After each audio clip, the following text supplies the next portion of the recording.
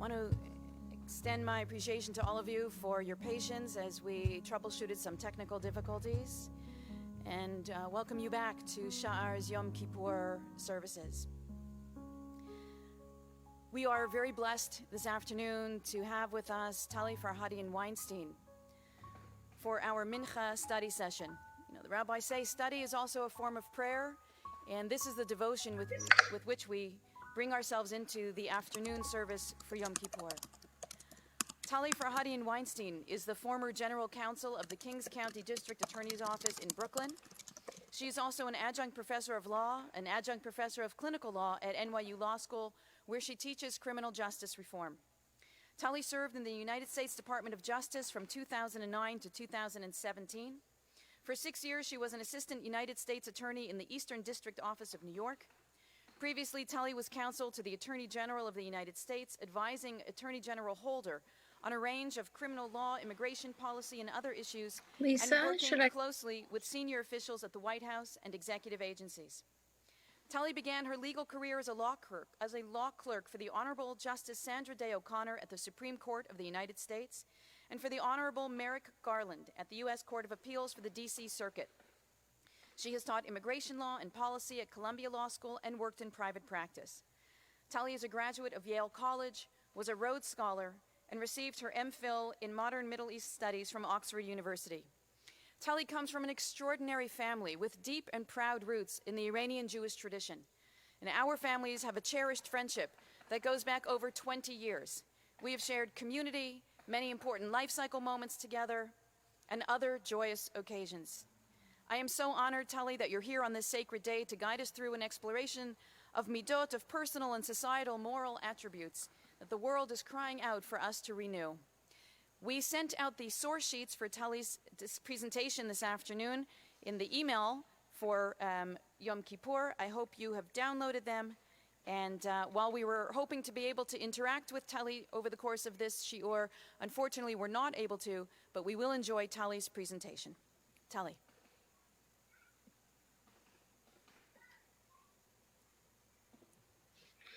Okay, Shana Tova to the Shar community. So I have to tell you that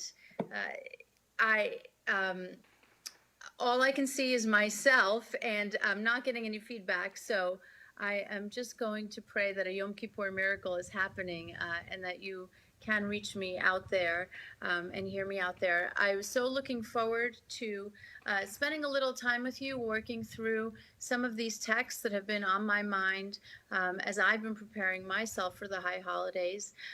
Dini has been a rabbi and a teacher to me for just decades. So it's really an honor to get to study here in her presence, which I believe myself to be right now.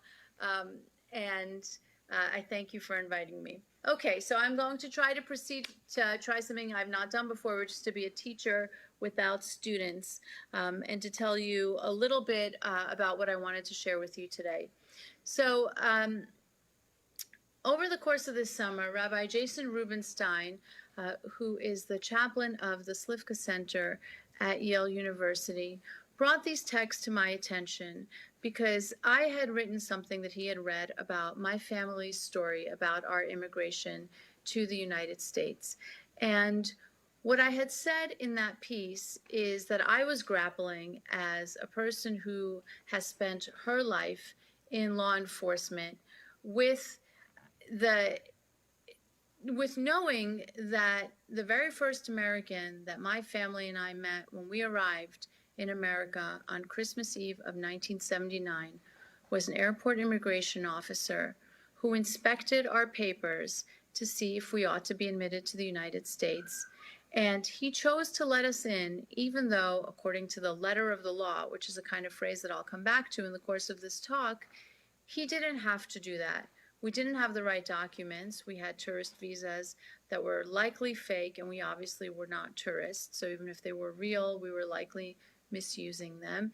And we didn't express what we were really there to say, which is a claim for asylum. And so putting aside all those technical details, the bottom line is that he chose not to enforce the law to its maximum, but instead to exercise something that looked like mercy and to let us in.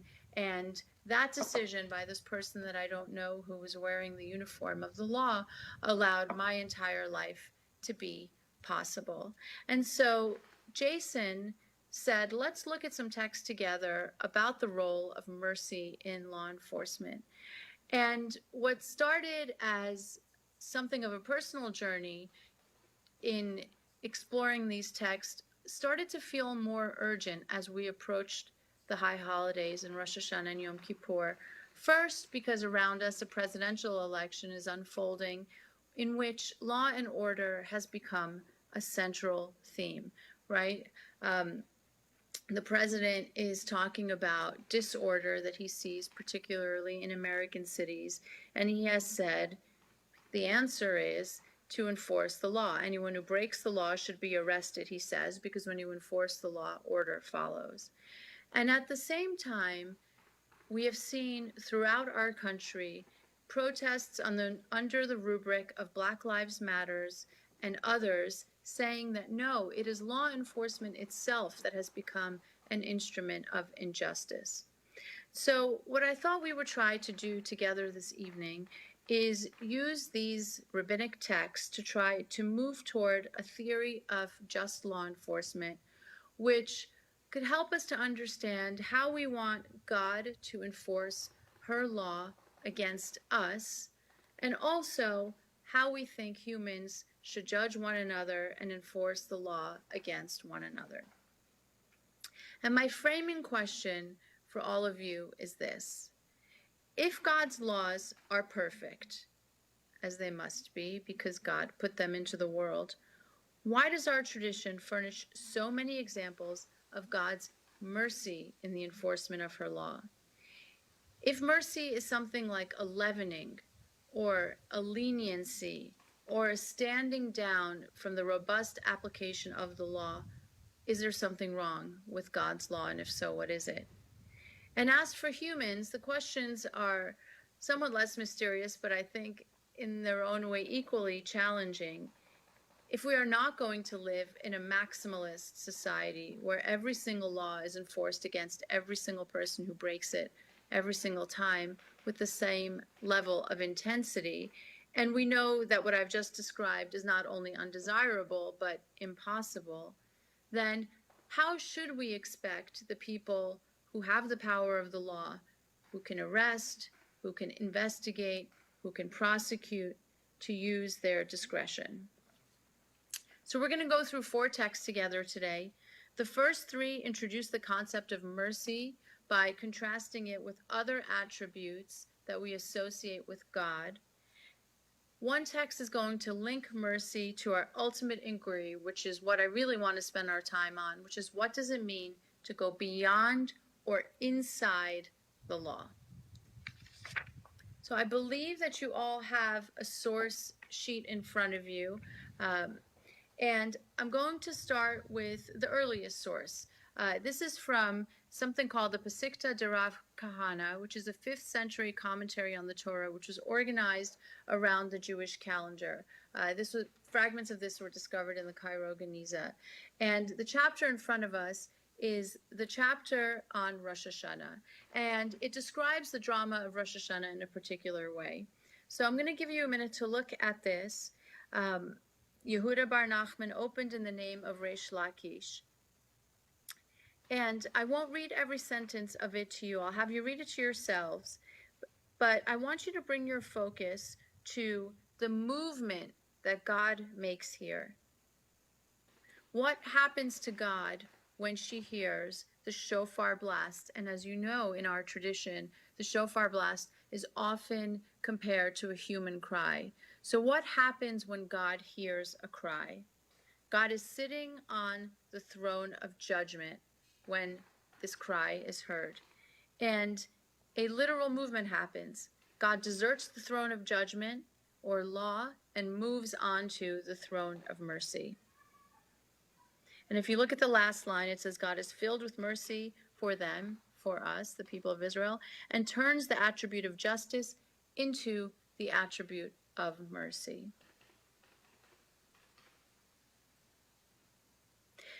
At first blush, this seems, I think, like how we might ordinarily think about mercy, the way I set up the concept earlier, as a kind of leavening or a softening of the law.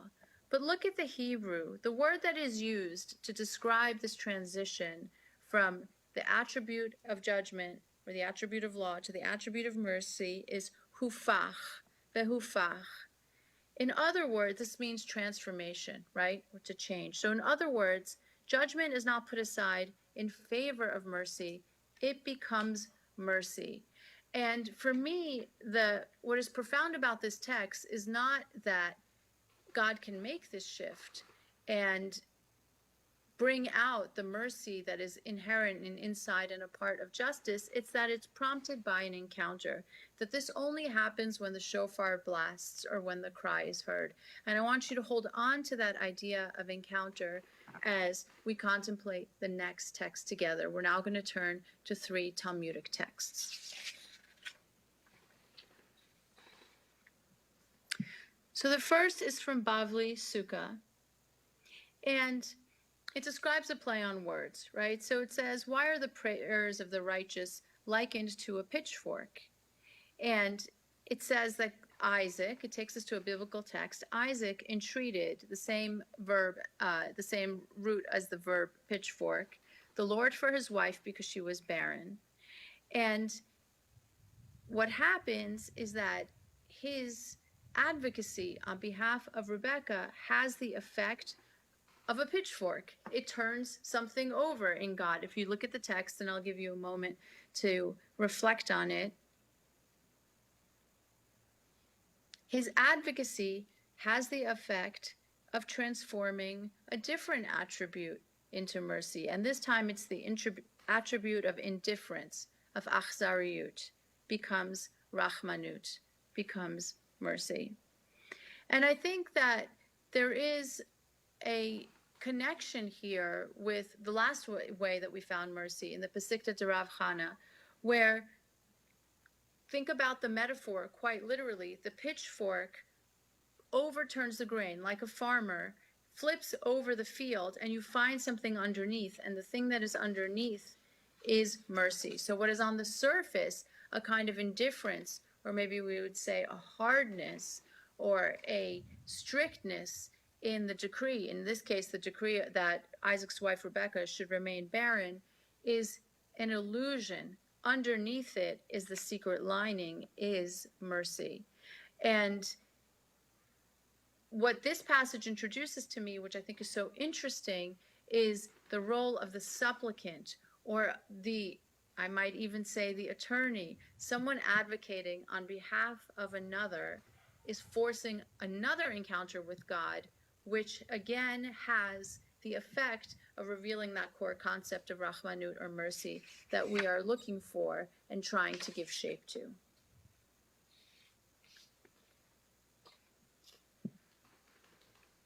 Let's look at our third passage. I can't help but think of Leonard Cohen when I look at this passage and that beautiful song, May It Be Your Will, which is a way that we so often talk to God. Here, God is talking to himself, herself. This is a prayer God gives herself. The question that this Talmudic passage poses is, what liturgy does God recite? And Rav Zutra Bartovia said, Rav said that this is God's prayer for herself. May it be my will that my mercy will overcome my anger. And may my mercy conquer my other attributes. And may I conduct myself toward my children with the attribute of mercy. And this is a key phrase. I want you to focus on it, please. And may I enter before them beyond the letter of the law. And then we hear it again. We hear the account of a Kohen Gadol, of a high priest, who says that when he went into the Kodesh Kedoshim and he met God sitting on the throne, he gave God a similar blessing, that it would be God's will that mercy would overcome anger, that mercy would prevail over other attributes, that God would treat God's children with mercy and again enter before them beyond the letter of the law. So now mercy is being contrasted with the third thing, right? We had mercy contrasted in the first passage with judgment. In the second passage, it was contrasted with indifference. And here it is contrasted with anger. And we also have an interesting sort of characterization of God, right? A God that is complicated to herself, maybe even a problem to herself, has attributes which are not her preferred attributes. And when she's sitting in judgment, she asks for a blessing to do something which sounds like it might be hard to do. God is describing this as a difficult thing to do, which is to overcome the first impulse of anger and to lead with mercy. And this idea of exercising mercy is connected to this very strange phrase in the Hebrew, which is to enter lifnim meshurat hadin, which we usually translate as going beyond the letter of the law. But if we really focused on the literal meaning of the Hebrew words, we might translate it as something slightly different, which is going lifnim, inside the line of the law.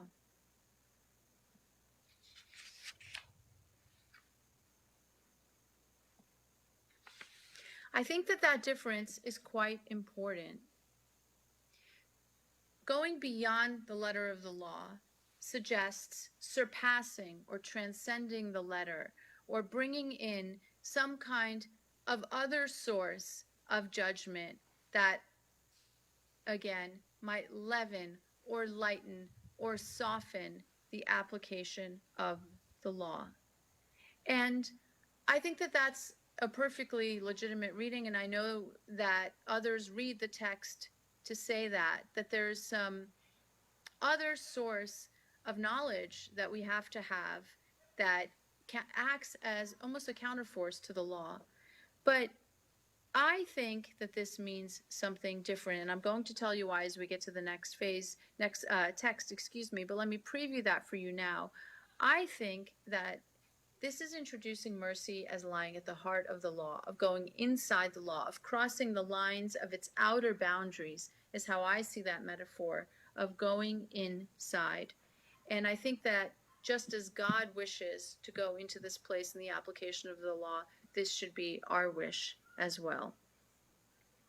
Let's turn to the fourth text to unlock further what I mean by this. So this is a famous text from Bavli Bava Metzia. And Rabbi Yosef is first taking us through a biblical passage of things that we need to teach our kids, right? We need to teach them to visit the sick, to bury the dead. And then the last lesson that we need to impart is this very thing that we've been talking about, which is going inside or beyond the letter of the law. And then here comes the drama of this passage, and really the most shocking thing, really one of the most shocking parts of Talmud that I've ever encountered. We come to Rabbi Yochanan, and he offers the reason why Jerusalem, meaning Jewish sovereignty, was destroyed. A civilization was destroyed. It was, and I should pause and say, as many of you well know, our tradition gives all sorts of reasons for why Jerusalem may have been destroyed. Probably the most famous being sinat chinam, baseless hatred that we had against one another. There are other offerings. We didn't keep Shabbat properly as a people. We violated the law. And this is very different. It says Jerusalem was destroyed because they followed the law. And the Talmud itself is so surprised that it says, well, what should they have done? Should they have followed Zoroastrian law? Is the problem the substance of the law? And Rabbi Yochanan's position is no, that was not the problem. The problem is not the substance of the law. It's that they just upheld the law rather than go lifnim meshurat hadin, rather than go inside or beyond the line or the letter of the law. So what does this mean? What does it possibly mean that we destroyed ourselves by pursuing law and order, by following, imposing, enforcing the law to its strictest letter? What should we have done instead? And remember that I told you earlier that what I drew from the first few passages that we looked at together was this notion of encounter, of the idea that mercy is unlocked in encounter. And in both of those texts, it was an encounter between someone who was asking for judgment to be rendered against him or against the person he was advocating for in a certain way, right? The cry of the people through the shofar, or Isaac advocating for Rebekah, or maybe even the Kohen Gadol advocating on behalf of all the Jewish people and saying, do it this way. Don't you want your mercy to rise up from your other attributes? But I think what's so powerful about this passage is that it tells us the kind of encounters we must have if we are to be a merciful and, I would argue, a just society. Because before we get to this notion that a civilization depends on going beyond or inside the letter of the law, we're first reviewing some other lessons, what scholars have called dependency work, actual physical encounters with people who are in need, like visiting the sick, burying the dead, acts of chesed, right? And I read this passage to be a coherent one. I read this passage to say that in order to prepare yourself to go beyond or inside the line or the letter of the law, you have to undertake these acts. This is not theoretical. You can't get it out of a book. Knowing how to use your discretion, knowing how to use your discretion in who to arrest or who to investigate or who to prosecute. You learn how to do that by these encounters, by these tactile encounters that are beyond empathy, but that are actually about seeing the suffering and the need of others. Because that's how we build our character. It's how we build our character as kids, right? This passage is about teaching our children. And it's how we build our character as individuals, as adults. And it's also how we build our character as a society. And a society that does not engage in these acts will lose its ability to enforce the law properly, to enforce the law with any sense of justice. And that's where I'd like to leave you. And I hope that as you go back to these texts yourself, in these final couple hours in which we are meant to contemplate judgment against us by God, judgment of ourselves, and get ready to go back into the world tomorrow, hopefully, to pursue justice, I would argue that law that is alienated from people, and particularly here from people who are the most in need, and law that is applied by people who are alienated from one another, is how we destroy our civilization. Shana Tova to all of you. I'm going to just peek and see if I'm getting a text, but I hope that the sound came across, and with it, the message that I hope to convey, and that this was a contribution to your work in the course of this Chag. Thank you again for having me. Gmar Chatima Tova and Shana Tova.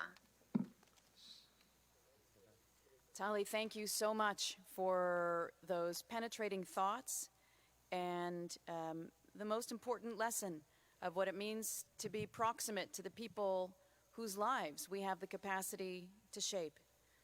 It's an important call, and it's one that we need to heed as we spend the last hour and a half in prayer and prepare to make our way back out into the world and consider the ways in which we will conduct our lives, the ways in which we'll conduct our relationships, the people whom we will not only see, but the people whom we will truly encounter, as you have taught us.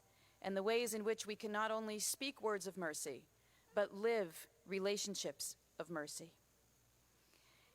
I invite you to return to Machzor Lev Shalem,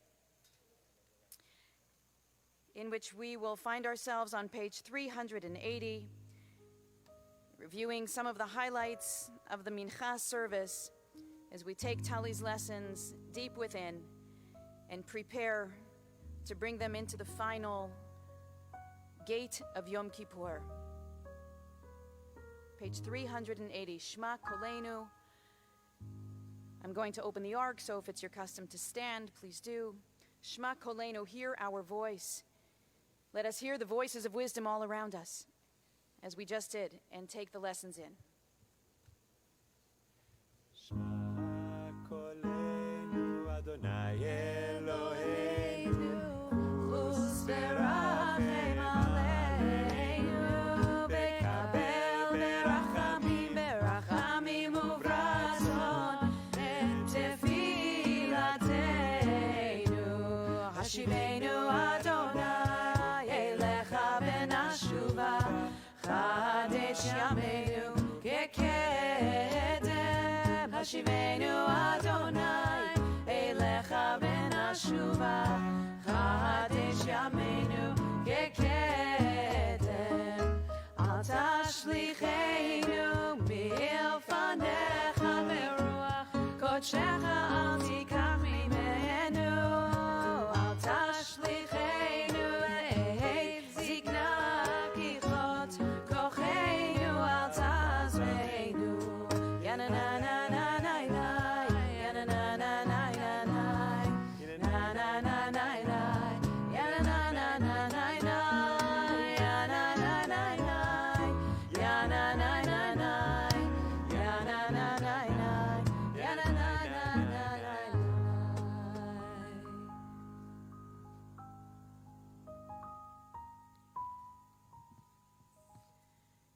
I invite you now to turn back one page to 379 for the El Melech, and an opportunity for us, after hearing words of challenge and of insight into the quality of mercy, it's only appropriate that we take a moment and we re-immerse ourselves into the divine qualities of mercy and forgiveness that we lift up today, and to consider what it would be like for us to emulate those qualities, as Tali has explained them to us. Page 379. El Melech Yoshev al Kisei Rachamim. God the Sovereign, who sits on a throne of mercy. Mitnaheg b'chasidut, acting with unbounded grace. Mochel avonot amo, forgiving the sins of your people. Ma'avir rishon, one by one. Marbe mechila l'chataim, as each one comes before you, generously forgiving sinners and pardoning transgressors. Uslicha lefoshim, oseh tzedakot im kol basar varuach, lo chiratam tigmol, acting charitably with every living thing. Do not repay them for their misdeeds.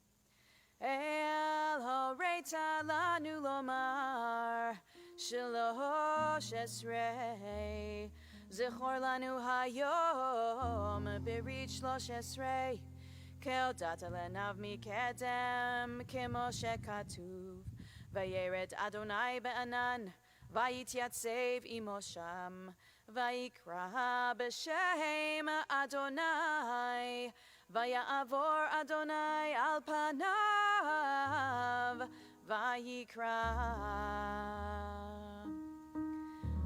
Adonai, Adonai, el rachum v'chanun, erech apayim v'rav chesed ve'emet, notzer chesed la'alafim, noseh avon v'fesha v'chata v'nakeh.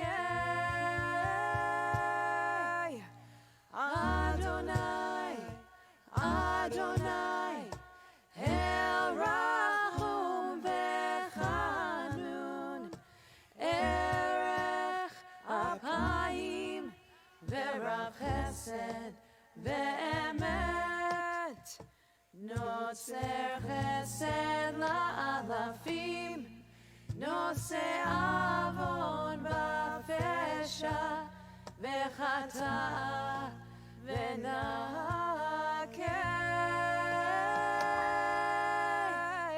אדוני, אדוני, אל רחום וחנון, ארך אפיים ורב חסד ואמת, נושא חסד לאלפים, נושא עוון בפשע, וחטא ונקה.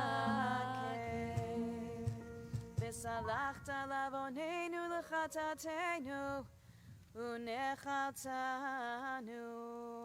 סלח לנו אבינו כי חטאנו, מחלנו מכנו כי פשענו, כי אתה אדוני טוב וסלח ורב חסד לכל קוראיך. Page 381. Eloheinu ve'Elohei avotenu ve'imotenu, selach lanu, mechalanu, kaber lanu, ki anu amecha ve'ata Eloheinu, anu banecha ve'ata avinu, anu avadecha ve'ata Adonenu, anu ke'alecha ve'ata chelkeinu, anu nachaltecha ve'ata goraleinu, anu tzonecha ve'ata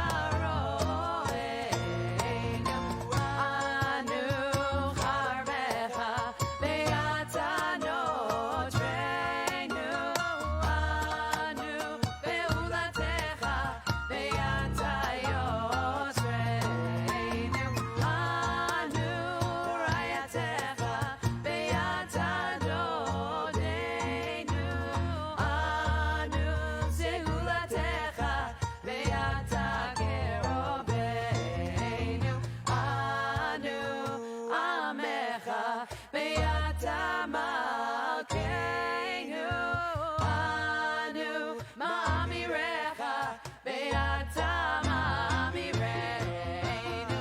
Lai, lai, lai, lai, lai, lai, lai, ya, la, la, la, lai. Lai, lai, lai, lai, lai, lai, lai, ya, la, la, la, lai. Lai, lai, lai, lai, lai, lai, lai, lai, ya, la, la, la, lai. Lai, lai, lai, lai, lai, lai, lai, ya, la, la, la, lai. Ay, ay, ay. Lai, lai, ya, la, la, la, lai. Lai, lai, lai, lai, lai, lai, lai, ya, la, la, lai, lai. אנו עזי פנים ואתה רחום וחנון, אנו קשי עורף ואתה ערך אפיים, אנו מלאי עוון ואתה מלא רחמים, אנו ימינו כצל עובר ואתה הוא שנותיך לא יתמו. אלוהינו ולאבותינו ואמותינו, תבוא לפניך תפילתנו, ואל תתעלם מתחינתנו. שאין אנחנו עזי פנים וקשי עורף, לומר לפניך, אדוני אלוהינו ואלוהי אבותינו ואמותינו, צדיקים אנחנו ולא חטאנו. אבל אנחנו ואבותינו ואמותינו חטאנו. Page 382. As we enter the last of the full confessions before we begin Neilah.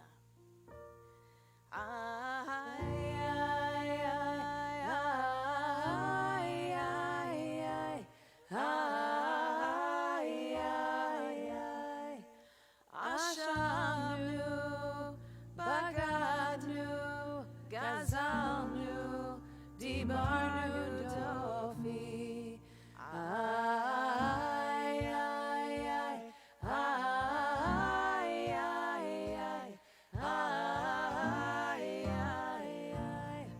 Evinu, Vehirshanu, Zadnu, Hamasnu, Tafalnu Sheker.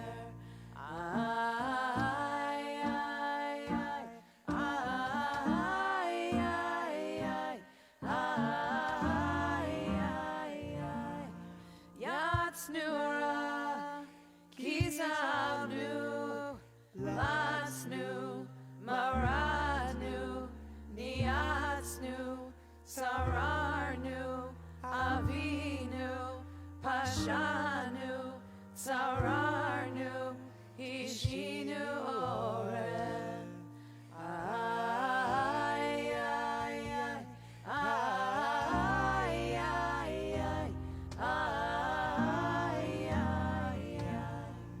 Rashanu, Shichatnu, Tiavnu, Tainu, Titanu. We abuse, we betray, we are cruel. We destroy, we embitter, we falsify. We gossip, we hate, we insult, we jeer, we kill, we lie, we mock, we neglect, we oppress, we pervert, we quarrel, we rebel, we steal, we transgress, we are unkind, we are violent, we are wicked, we are extremists, we yearn to do evil, we are zealous for bad causes. We turn ahead to page 384. Al chet shachatanu lefanecha beyones uvratzon, ve'al chet shachatanu lefanecha b'imutz halev.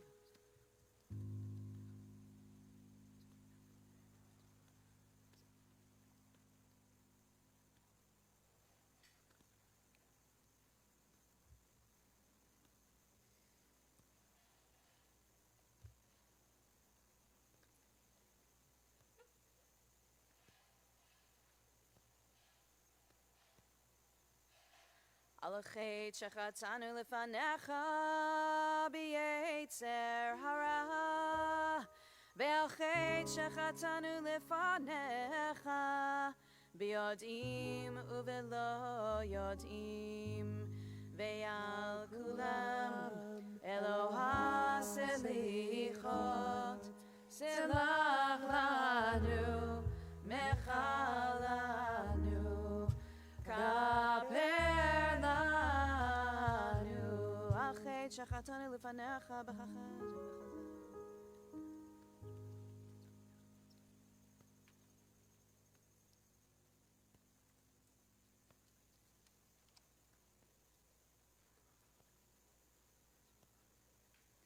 Al chet shachatanu lefanecha b'einayim ramot, ve'al chet shachatanu lefanecha be'azut metzach, ve'al kulam Eloha selichot, selach lanu, mechal lanu, kaper lanu.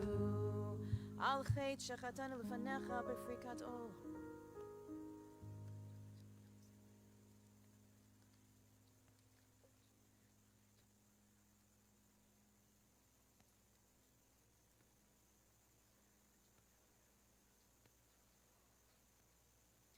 Al chet shachatanu lefanecha ביתיסו מת יד,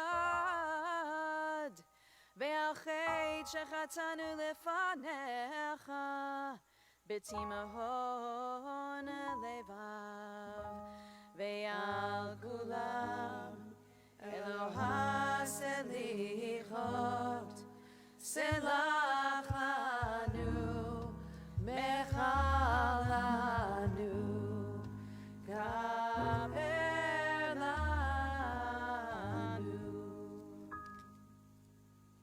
There's a beautiful teaching by Rebbetzin Sipora Heller, who points out that the true attitude towards tshuva, towards repentance, towards going like this over and over again, is that we should be thinking not, how wicked am I because of what I did?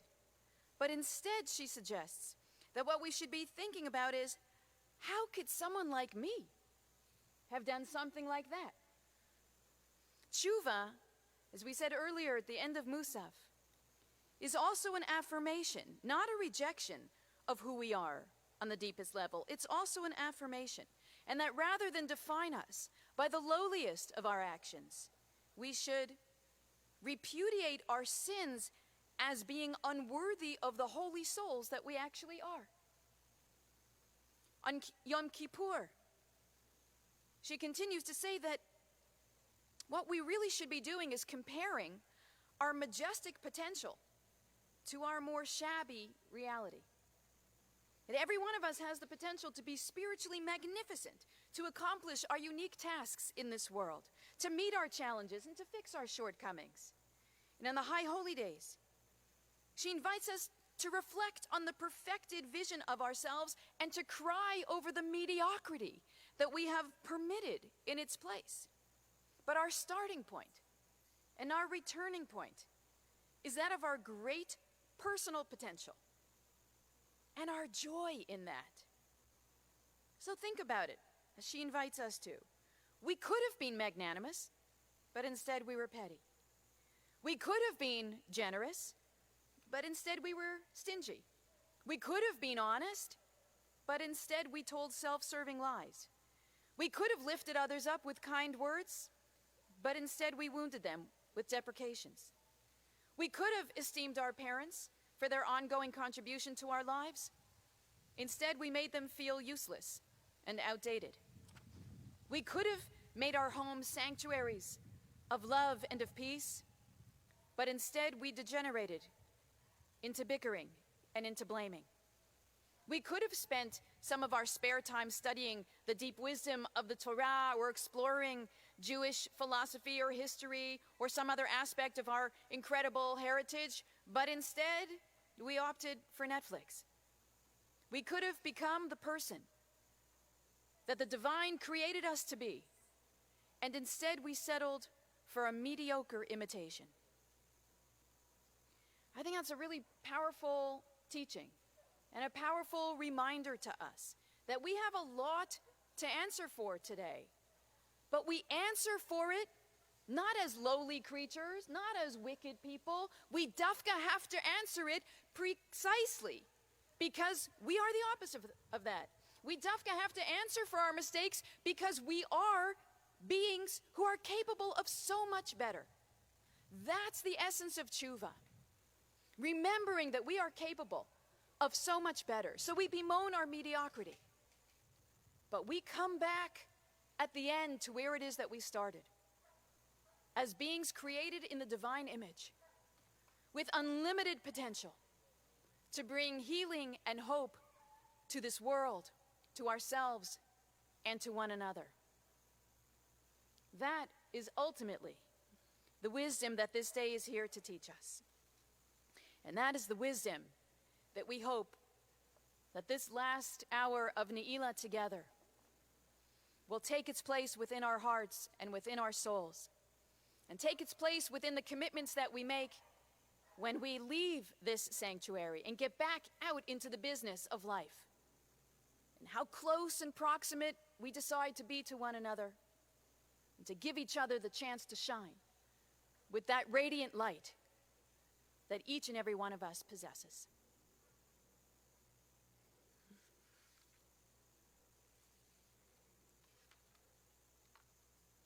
we prepare for Neilah, for this last service, the way that we opened Kol Nidre. We will sing B'Shem Hashem, and in so doing, fulfill the words of the Zohar, all holy things require a summoning. This is a holy hour, this last hour of Yom Kippur. And we invite you to summon everything you need to take within you and to carry out with you. Whatever it might be, whomever it might be. Create this encounter, as Tali said. Come close. We summon, with the words of this song, our ancestors. We summon the angels. We summon the world around us, the earth, fire, water, and light. In your hearts, I invite you to summon all the others from whom you draw strength and comfort and inspiration.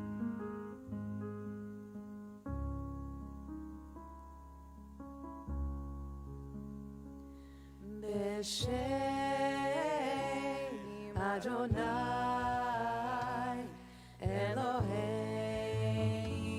Israel Miyemini Michael Umismoli Gabriel Umilfanai Uriel Meachorai Raphael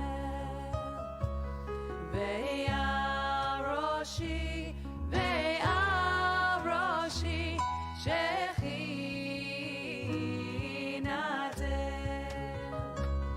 B'Shem Adonai Elohei Israel Miyemini Sarah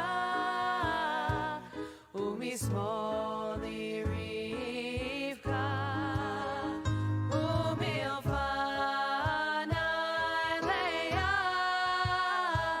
Umeachorai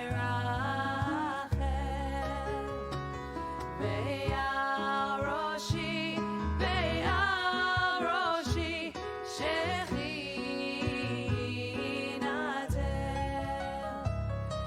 B'Shem Adonai Elohei Israel Miyemini Yama Umismoli Lava Umilfanai Rakia Umeachorai Afara Ve'al Roshi Shechina Lai lai lai lai lai lai lai lai ya la lai ya la lai lai lai lai lai lai lai lai ya la lai lai lai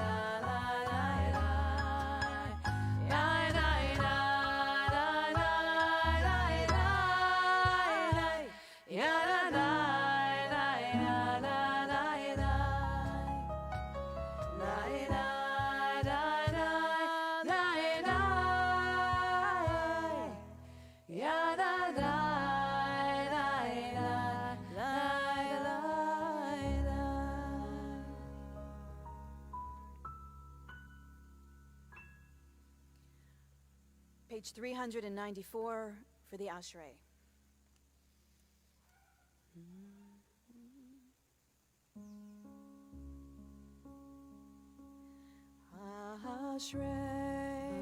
Ashrei, Yoshvei,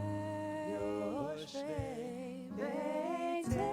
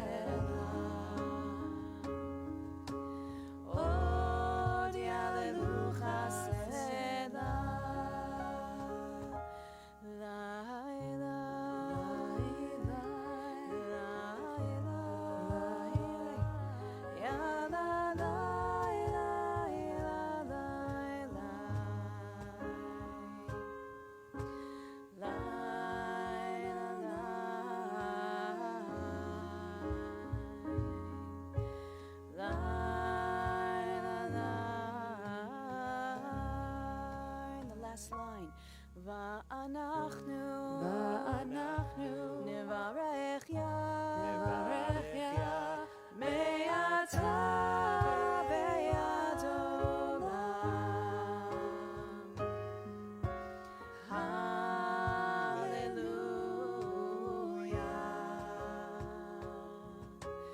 Hallelujah. Va'anachnu nevarech ya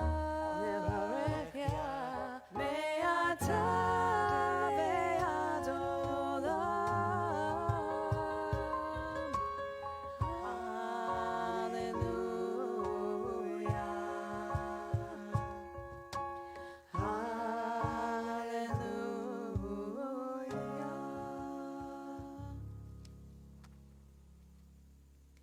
Page 397, the half Kaddish before the Neilah Amidah.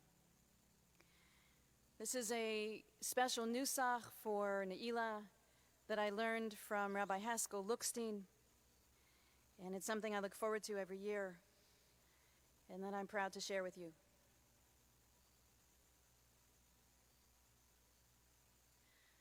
Yitzgadal, Vitzgadash, Shemei Rabbah, Be'alma divrach chirutei,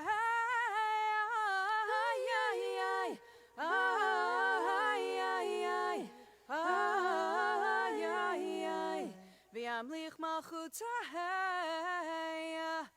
B'chayechon, Uvyomechon, Uv'chayei dechol beit Yisrael. Bagala bizman kariv,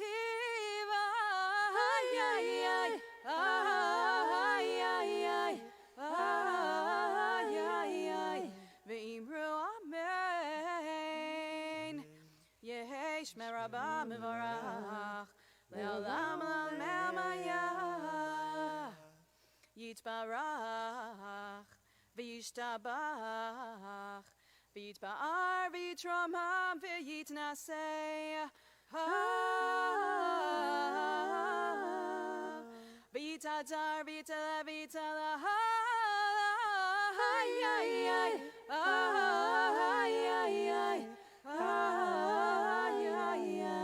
Shemei Dekudesha B'richu,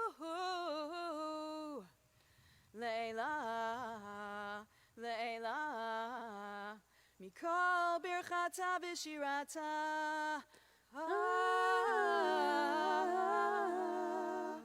Tushbechata V'nechmata,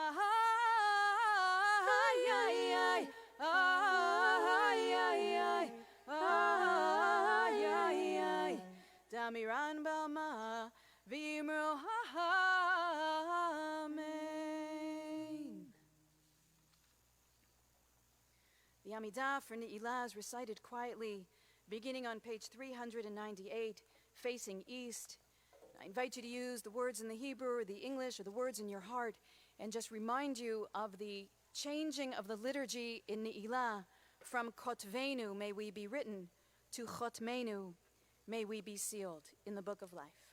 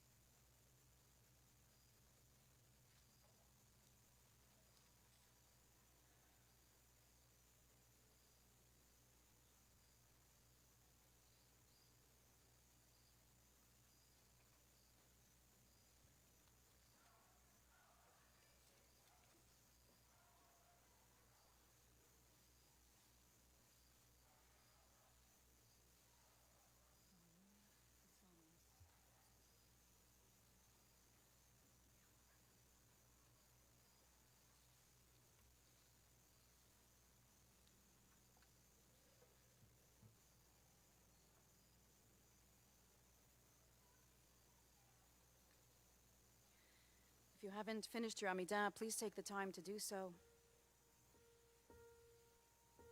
And then join us when you're ready. Neilah means the closing, the locking of the gates. This image brings so many to Yom Kippur, to this last hour, filled with angst and tears flowing, hearts yearning for forgiveness. Some people understand the naming of this last service, the closing of the gates, to suggest that we need to hold the gates of prayer and forgiveness open so that I can make it inside before they close. And others have suggested that the naming of this service, the closing of the gates, is named such to remind us that we need to hurry up and make it back outside into the world where life really happens and not get locked in here. Because we cannot live here. We can pray and we can regret and repent here.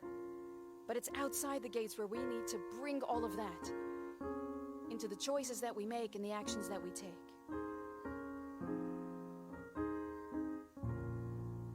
I want to offer a different image drawn from the Eastern spiritual traditions but infused with Jewish wisdom. And that is Neilah as the gateless gate. The final passage we go through on this day of Yom Kippur, after Kol Nidre, after Shacharit, after Musaf, after Mincha, is the passage with no entrance and no exit. The passage into understanding, as I tried to convey earlier in my Dvar Torah, that in fact there is nowhere to go. That the journey only ever started and ends right here, right now, in the eternal present in which we find ourselves. That everything that we need to live the lives that we want to live is with us in this moment and in every moment.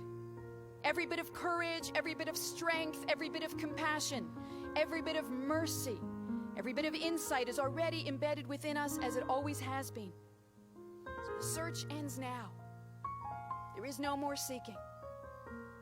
The discovery is that all the distance that we think we have to travel can be covered with the slightest shift in our understandings of ourselves and our purpose.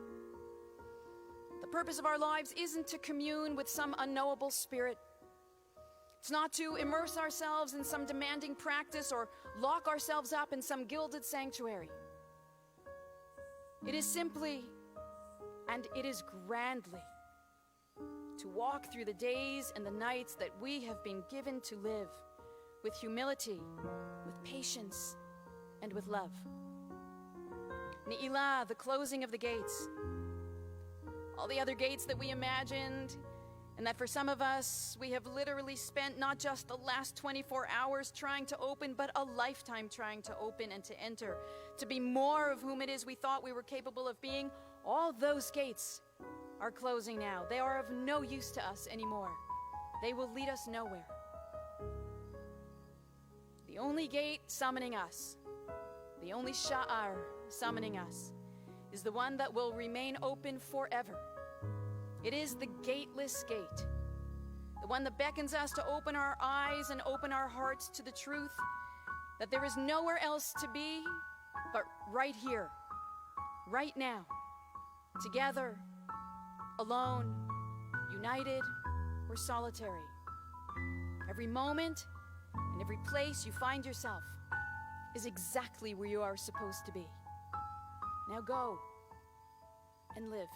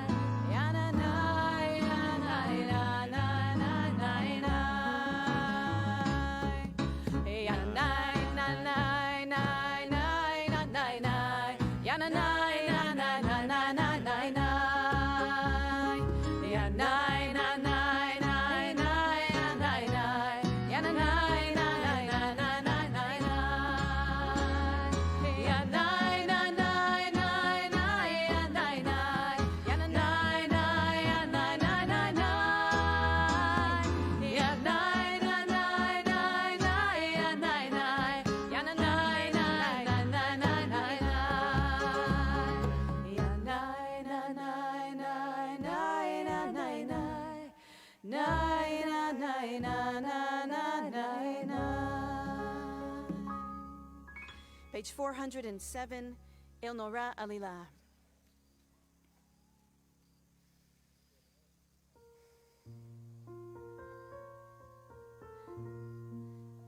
El Nora Alila, El Nora Alila, Hamze lanu mechila, Bishat haneila, Mete mispar keruim, Lecha ayinosim, Umisaltim bechila, Bishat haneila, Shoftim lecha nafsham, Mechei pisham mecha chasham, Hamziim mechila, Bishat haneila, Heye lahem lesitra, Ve'echaltem imeira, Ve'chotmeim lehodu legila, Bishat haneila, Onotam ve'rachem, Bechol lochetz ve'lochem, Oseh bahem pelila, Bishat haneila, Zechor tzidkat avihem, Ve'chadesh et yemeihem, Kekedem utchila, Bishat haneila, Kirana shinat ratzon, Ve'hashev sherit hatzon, Ve'aliva ve'ohala, Bishat haneila, Tizku leshanim rabot, Habanim ve'habanot, Yeditza u'vetzohala, Bishat haneila. May we, your children, celebrate with joy and gladness length of days merited in this closing hour. The ark is opened as we begin the heart of the Neilah service, starting with the repetition. Page 408, the ark will remain open for the duration of the service, so if it's your custom to stand when the ark is open, we invite you to please.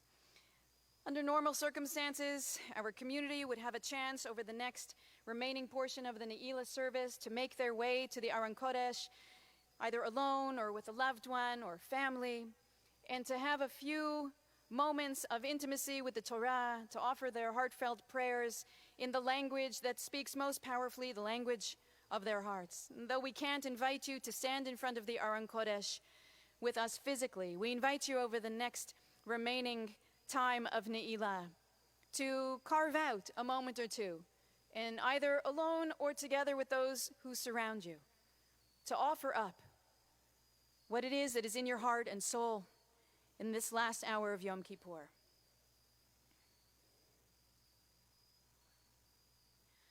Baruch atah Adonai Eloheinu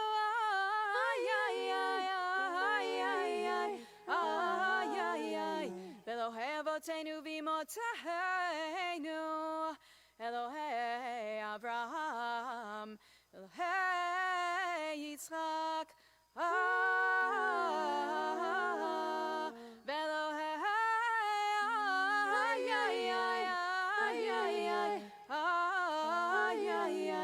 Elohei Yaakov Sarah, Elohei Rivka,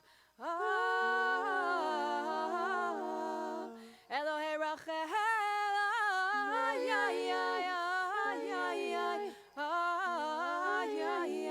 Velohei Leah, Ha'el HaGadol, HaGibor Behanora, El Elyon,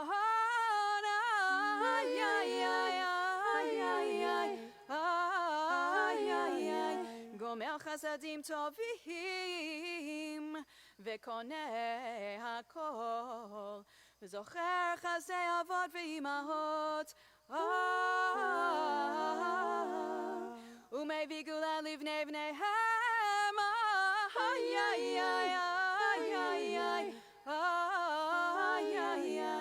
L'man Shemo B'Yahava, Misod Chachamim Unevonim, Umilemed Dat Mevinim, Evtecha Fi B'Tfilah V'Tachanunim, Lechalot U'Lechanem Pnei Melech Malei Rachamim, Mochel V'Soleach La'avonim. Zochrenu Lechaim, Melech HaFeis Mechaim. Zochrenu Lechaim, Melech HaFeis Mechaim. V'chodmenu b'Sefer HaChaim, Lemancha Elohim Chaim, Lemancha Elohim Chaim.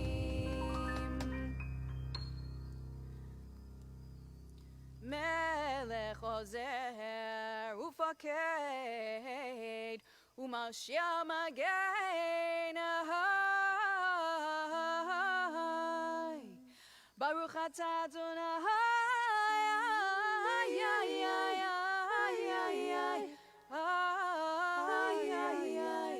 Magen Avraham Ufaked Sarah,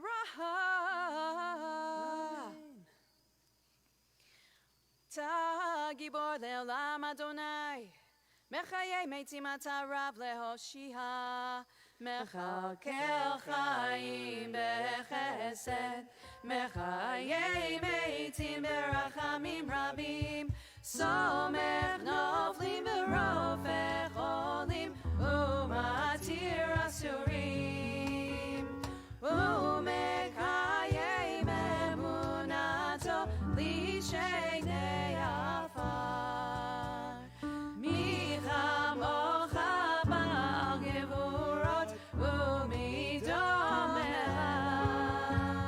Melech Meimid Umechayei Umatzmiach Yeshua, Michamocha Av Harachamim, Zocher Yitzurav, Lechaim Berachamim,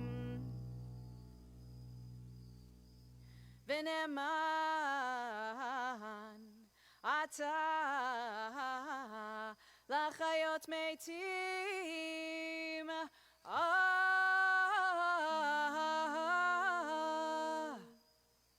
Baruch Atah Adonai,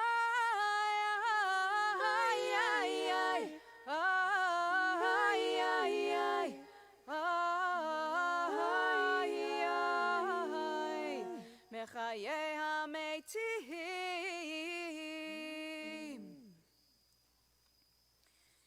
Yimloch Adonai Leolam, Elohayich Tzion L'dor V'ador, Hallelujah.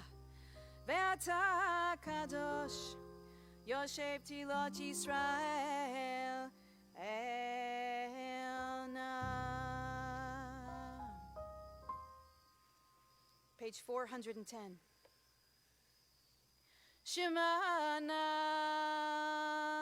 Slachna Hayom, Avur Kifana Hayom, Unehalelcha Nora Ayom Kadosh, Ubecheinu Lecha Tale Kedusha, Ki Ata Eloheinu Melech, mochela v'soleach. Pitchu lanu sharei tzedek, navova manodeya. Delatecha dafaknu, rachum v'chanun. Na'al tishivenu, rekam milfanecha. Pitach lanu, ulechol Yisrael acheinu v'achayotenu, bechol makom.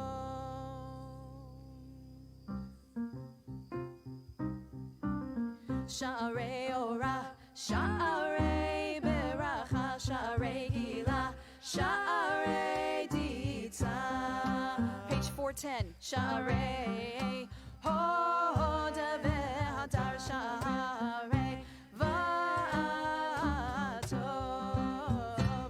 Sha'arei zechuyot, sha'arei cheva, sha'arei tahara, sha'arei yeshua, sha'arei chapara, sha'arei lev tov, sha'arei mechila,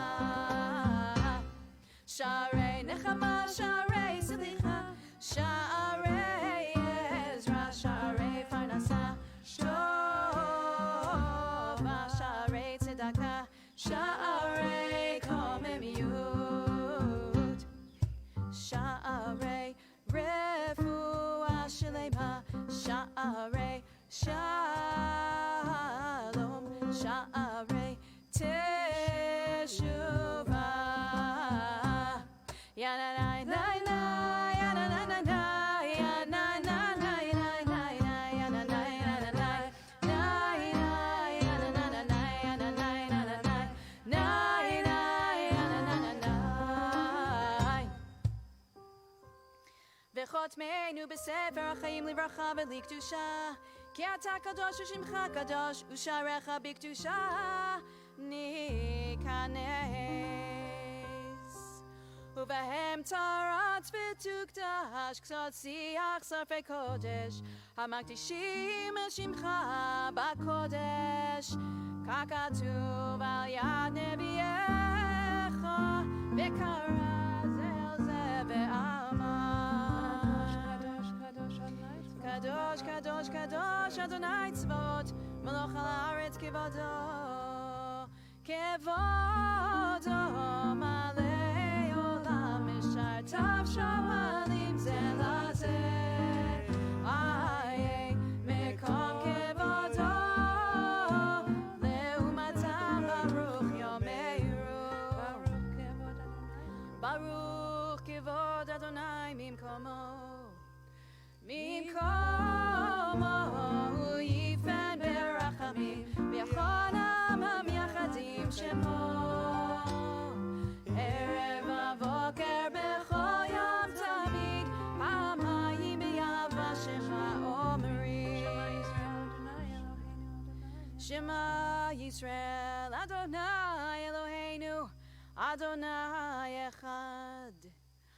Eloheinu Avinu Malkeinu Moshienu Vehu Yashmienu Berachamav Sheni Le'nei Kol Hai Liot Lachem Elohim Ani Adonai Elohechem Adir Adirenu Adonai Adoneinu Ma'adir Shimcha B'chol Haaretz Vayadonai lemelech al kol haaretz b'yamahu yadonai echad u'shemo echad u'v'divrei kodshecha katuv le'mor yimloch Adonai le'olam Elohei Tzion le'dor v'dor Hallelujah. Page 414.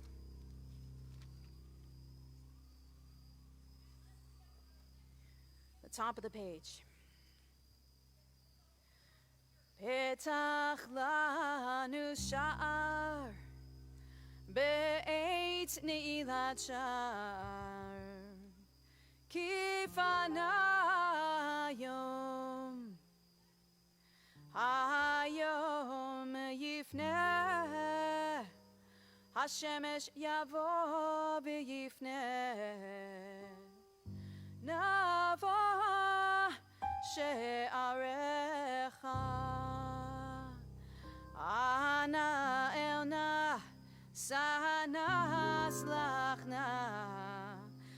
Bechalna, Chamalna, Rachemna, Kaperna, Kivosh Chet, Ve'avon.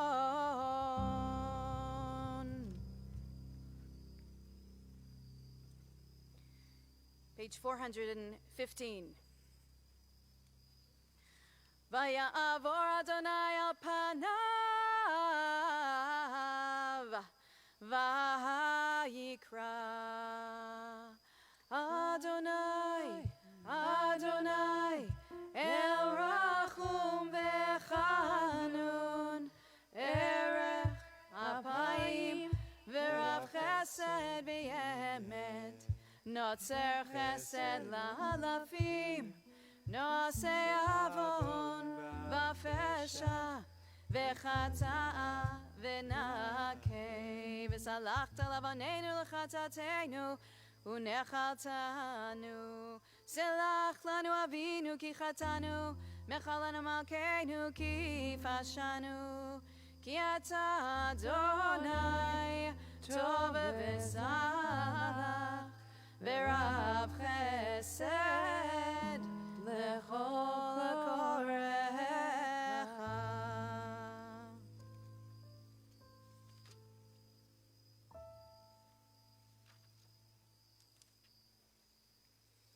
I invite you to turn to page 418.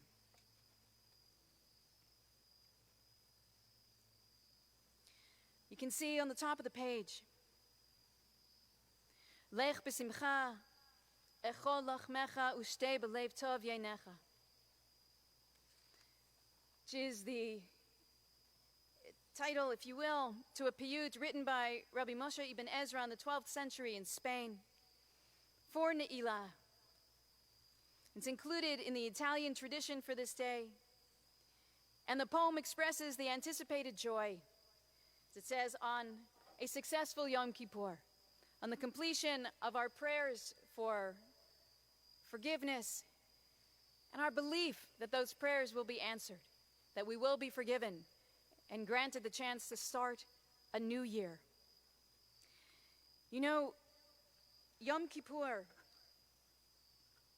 as I've tried to teach over these last 25 hours, is truly a day of great joy. Yes, there are moments of painful admission and reflection, but at the heart of Yom Kippur is that affirmation, that joy, that our tradition is a tradition of mercy. Our tradition is a tradition of forgiveness, a tradition that ennobles us to be able to own our mistakes and to move forward. There is a great, great, great joy at the heart of Yom Kippur. Yom Kippur shares that quality of joy with another moment when we're blessed to see love between two human beings made sacred. On the eve of a wedding, it is customary for the soon-to-be spouses to fast. It's customary for the spouses to wear a kittel under the chuppah. There are lots of associations, symbols of purity and of new beginnings, lots of associations between Yom Kippur and a wedding. Not that a wedding should feel like Yom Kippur, but Yom Kippur should feel like a wedding. The opposite. Yom Kippur should feel like a wedding, should feel like a new beginning, should feel like a moment where we celebrate love and tenderness and hope. Yom Kippur celebrates that new year of life, that belief in that promise of forgiveness. My late grandfather, Rabbi Mendel Lewidis, Zichrono Livracha, whose kittel I'm wearing, taught me that is the same Hebrew word for forgiveness. As we've been saying, noseh avon vafesha. That is at the heart of the root, that is at the root of the word for marriage, nisu'in. That at the heart of every relationship,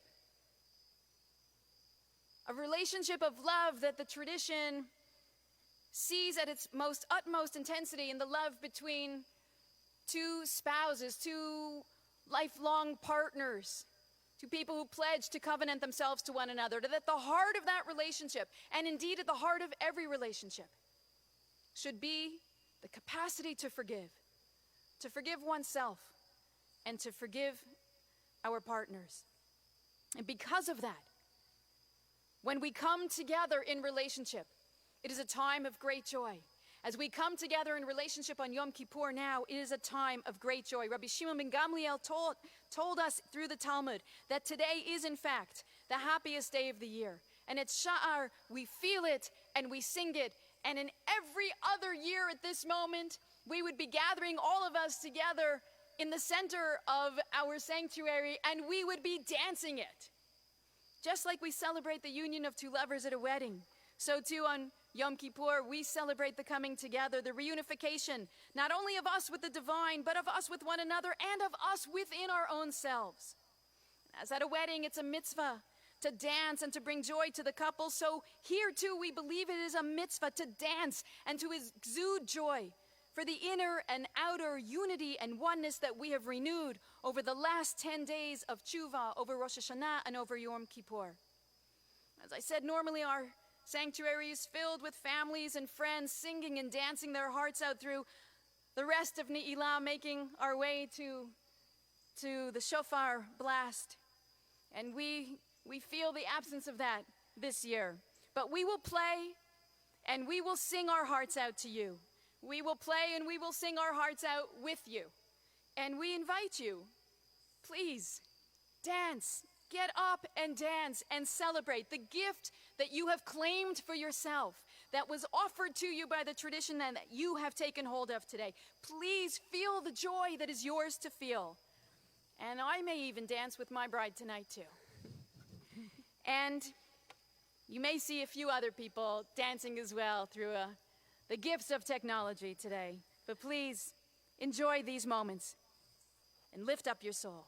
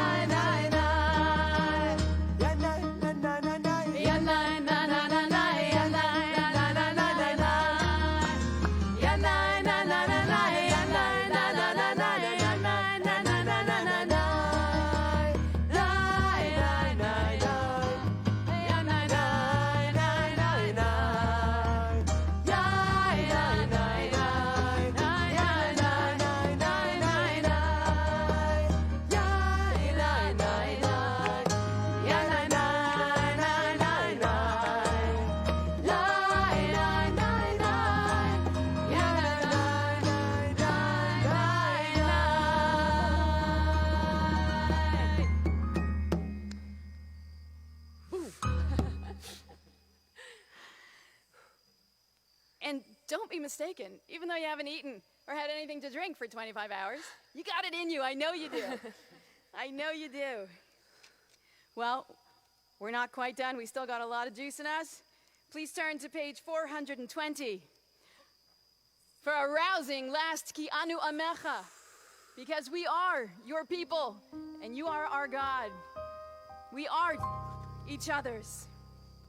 Eloheinu v'Elohei Avotenu v'Imotenu, Silach lanu, Mecha lanu, Kaper lanu,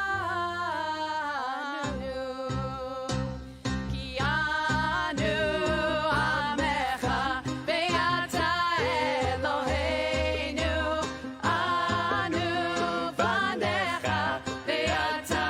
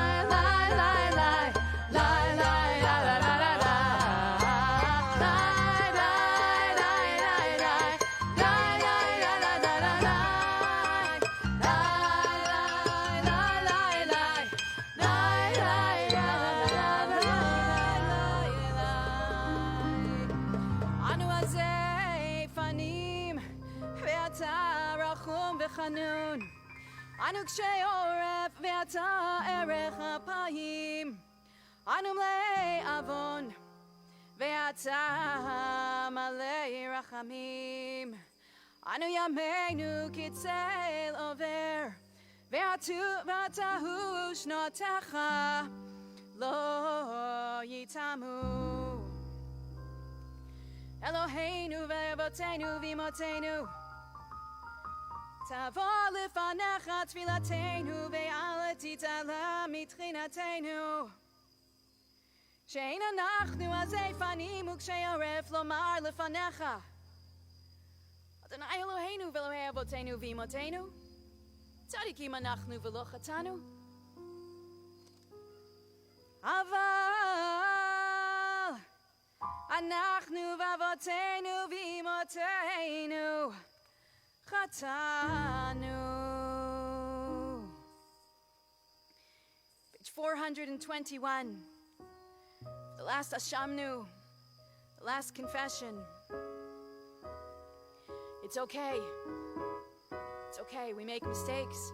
And we can fix them. And it'll be okay.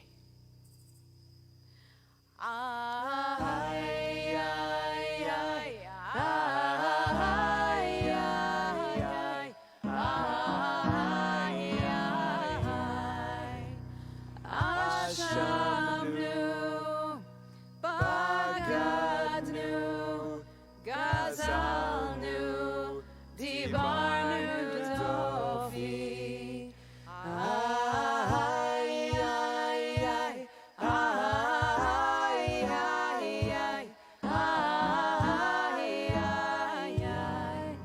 Hevinu, Vehirshanu, Zadnu, Hamasnu, Tafanu Sheker.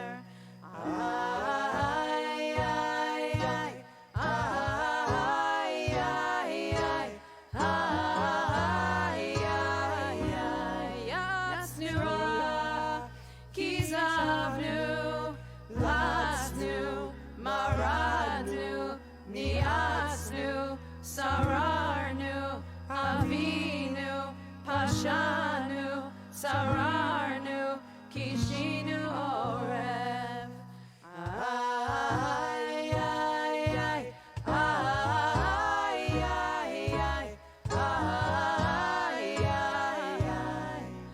Rashanu, Shihatu, Tiavnu, Tainu, Titanu. We abuse, we betray, we are cruel. We destroy, we embitter, we falsify. We gossip, we hate, we insult. We jeer, we kill, we lie. We mock, we neglect, we oppress. We pervert, we quarrel, we rebel. We steal, we transgress, we are unkind. We are violent, we are wicked, we are extremists. We yearn to do evil. We are zealots for bad causes. The bottom of the page, page 421. Ma'anu mechayenu, mechasenu, matzidkenu, ma'ishenu, ma'kochenu, ma'gevuratenu. Manomar lefanecha Adonai Eloheinu ve'Elohei Aboteinu ve'imotenu. Halo kol hagiborim ki ayin lefanecha v'anshei Hashem ki lo hayu v'chachamim kivlei mada nevonim kivlei haskel ki rov ma'aseihem tohu v'imechayeihem hevel lefanecha umatar hadam min ebayim ayin ki akol havel.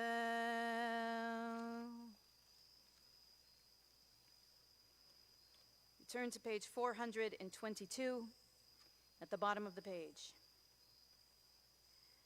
Eloheinu v'Elohei Avoteinu v'imotenu Kadeshenu b'mitzvotecha v'tein chelkeinu b'toratecha Sabeinu mituvecha v'samechenu b'shuatecha V'taher libeinu lavdecha be'emet Ki ata sachan liYisrael U'mechalan l'shiftei Yeshurun b'chol dor v'ador U'mibaladecha ein lanu melech Mochel v'soleach ela ata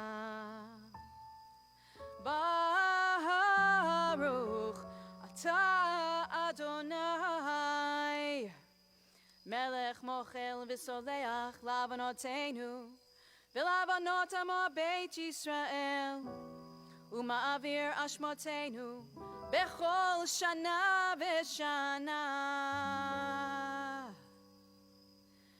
Melech al kol haaretz, Mekadesh Yisrael.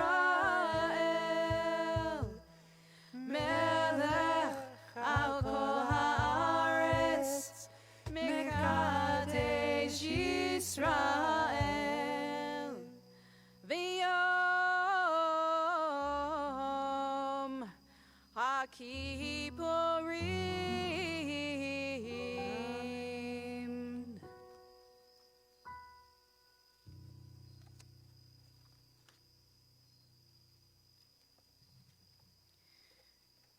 Turn to the middle of page 424 for the Birkat Kohanim.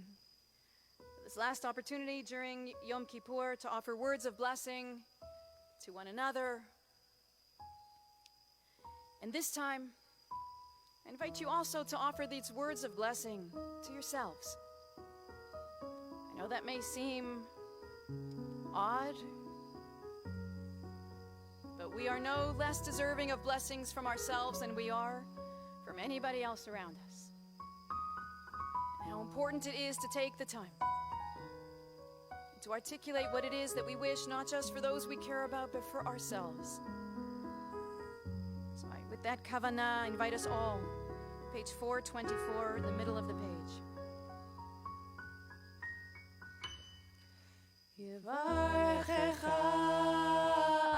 Adonai ve'yishmerecha, Yair Adonai panav elecha v'chuneka, Yisa Adonai panav elecha v'yasem lecha Shalom, ve'yasem lecha Shalom, Yivarechecha Adonai ve'yishmerecha, Yair Adonai panav elecha v'chuneka, Yisa Adonai panav elecha ve'yasem lecha Shalom, ve'yasem lecha Shalom, ve'yasem lecha Shalom. Before we leave this moment of blessing, I offer the words of blessing that form the prayer of the Kohen Gadol, the high priest, as he emerged on the Day of Atonement from the Kodesh HaKodeshim, from the Holy of Holies. He said this: "May it be your will, Adonai, our God and God of our ancestors, to grant us, with all your people, a year of abundance, a year of blessing, a year of good fortune, a year of bountiful harvest, a year of prosperity and success, a year of assembly in your holy places, a year of song,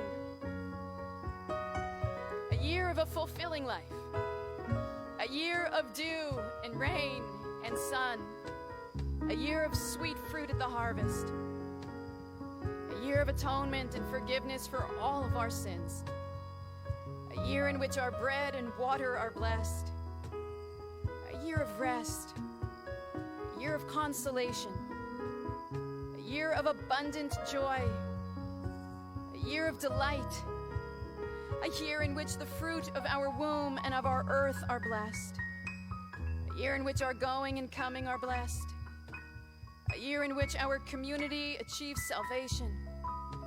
A year in which your mercy descends upon us. A year of peace and a year of tranquility.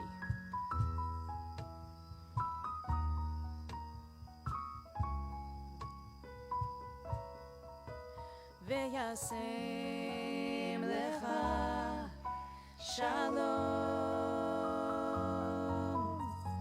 V'yasem lecha shalom. V'yasem lecha shalom.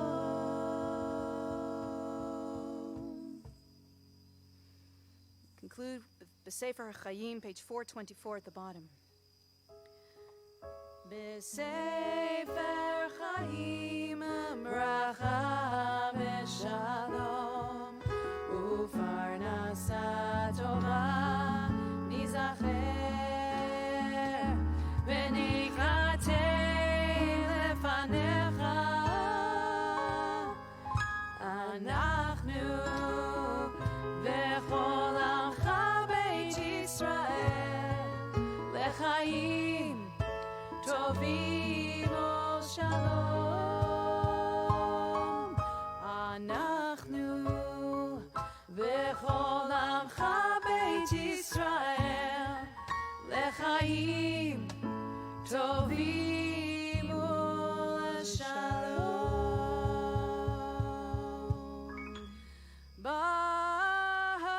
Baruch atah Adonai Oseh HaShalom. Amen. Avinu Malkeinu, page 425. Avinu Malkeinu, chatzanu lefanecha.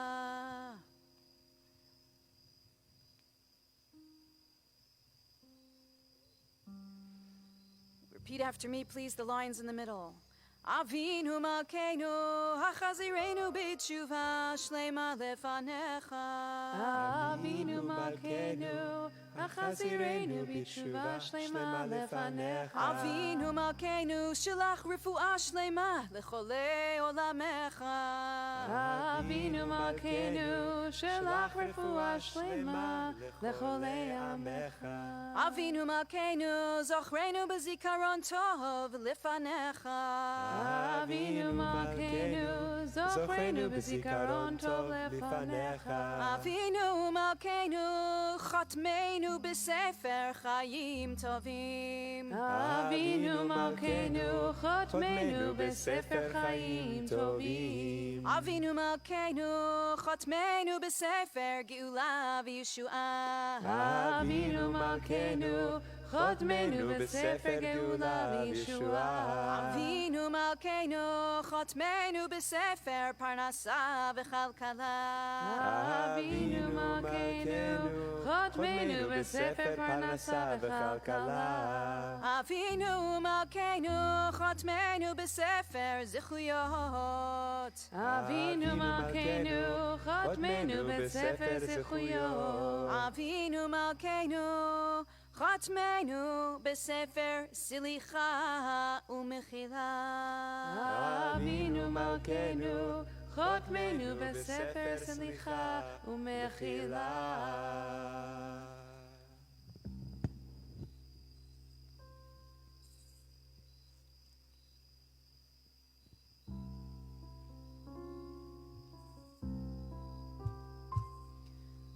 Avinu Malkeinu, Chaneinu Vaneinu. Avinu Malkeinu, Chaneinu Vaneinu, Ki ein banu ma'asim.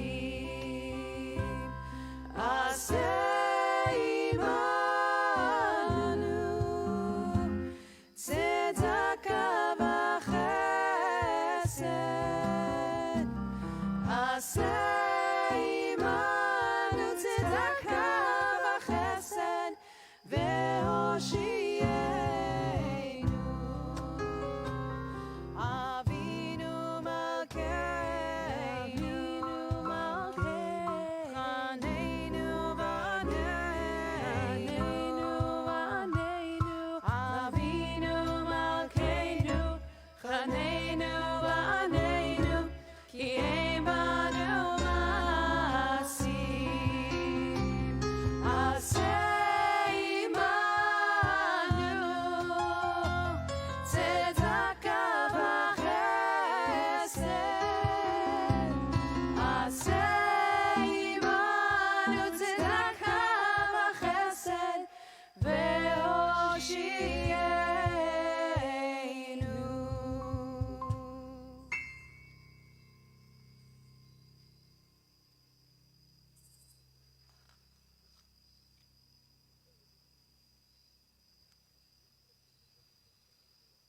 Page 428. Ygadal v'yikadash shemei rabba ve'amati v'akirtei v'emlich machotei b'chaychonu v'yamechonu v'chaytecho beit Yisrael b'agalav v'zman kariv v'imaru amen. Yehi shmei rabba mevorach le'olam le'omei Yitbarach v'yishtabach v'yitpar v'yitramam v'yitnaseh v'yitadar v'yitalei v'yitalel shmei kudasha b'richu Le'ila le'ila min kol b'chata v'shirata jishb'chata v'nechmata damiran be'olma v'imaru amen.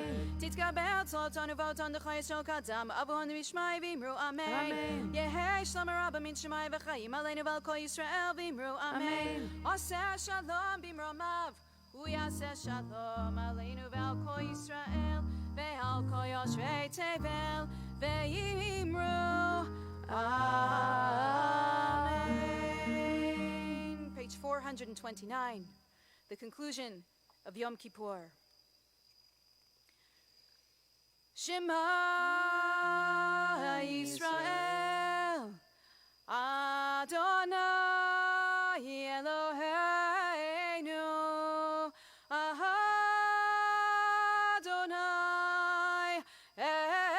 Echad Shema Yisrael Adonai Eloheinu Adonai Echad Baruch Shem Kivod Malchuto Leolam Eved Baruch Shem Kivod Malchuto Leolam Eved Baruch Shem Kivod Malchuto Leolam Eved Adonai Hu Elohim Adonai Hu Elohim Adonai Hu Elohim Adonai Hu Elohim Adonai Hu Elohim Adonai Hu Elohim Adonai Hu Elohim.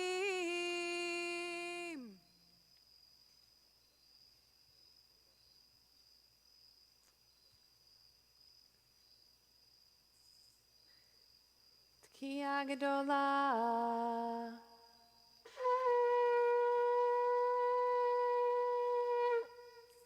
Shana Tova, Shana Tova Shana Tova Shana Tova Shana Tova Shana Tova Shana Tova Shana Tova Shana Tova Shana Tova Shana Tova Shana Tova Shana Tova Shana Tova Shana Tova Shana Tova Na na na na na na na na na na na na na na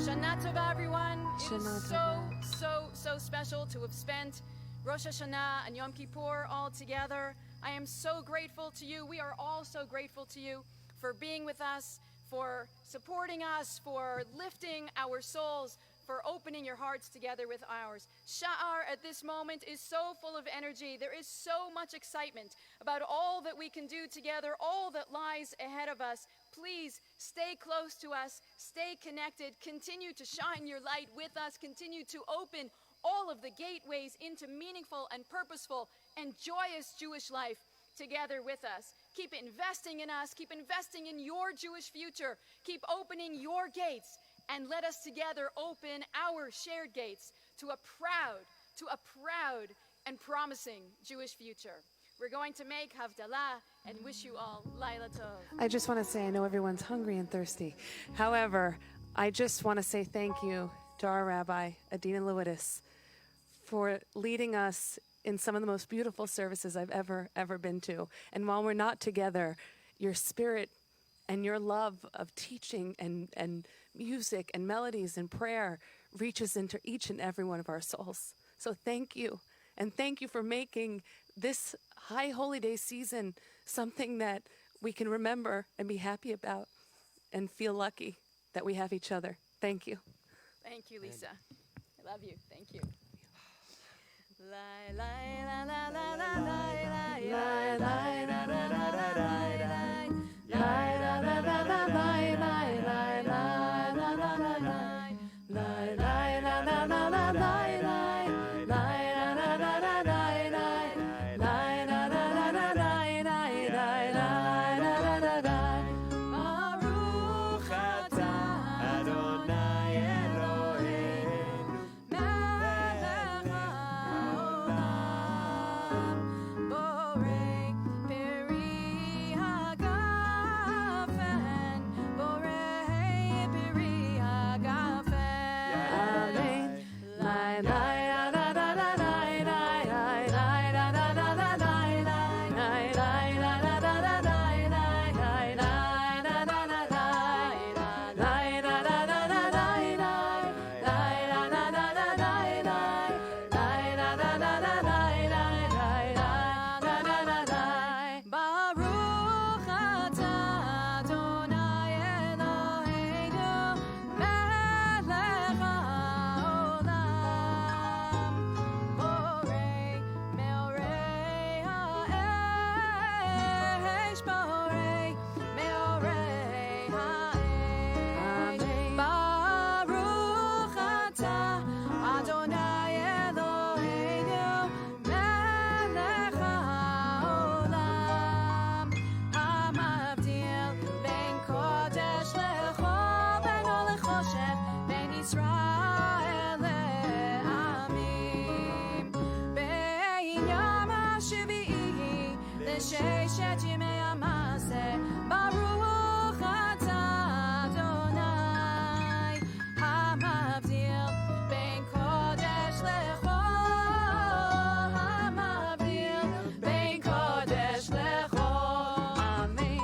Lai, lai, la, la, la, la, lai, lai, lai, lai, lai, lai, lai, lai, lai, la, la, la, lai, lai, lai, lai, la, la, la, lai, lai, lai, la, la, la, la, lai, lai, lai, la, la, la, la, lai, lai, lai, la, la, la, la, lai, lai, lai, la, la, la, la. One final Shehecheyanu to express our gratitude for having made it through these 25 hours of Yom Kippur. My profound gratitude to you, Lisa Kasdan, to you, Josh Ehrlich, Jacob Kos, to everyone who made these services possible. So grateful. Thank you. Thank you to the Kadosh Baruch Hu for giving us the strength, for giving us the blessings of a new year. Baruch atah Adonai Eloheinu melech haolam שהחיינו וקיימנו והגיענו לזמן הזה. ברוך אתה אדוני אלוהינו מלך העולם שהחיינו וקיימנו והגיענו לזמן הזה.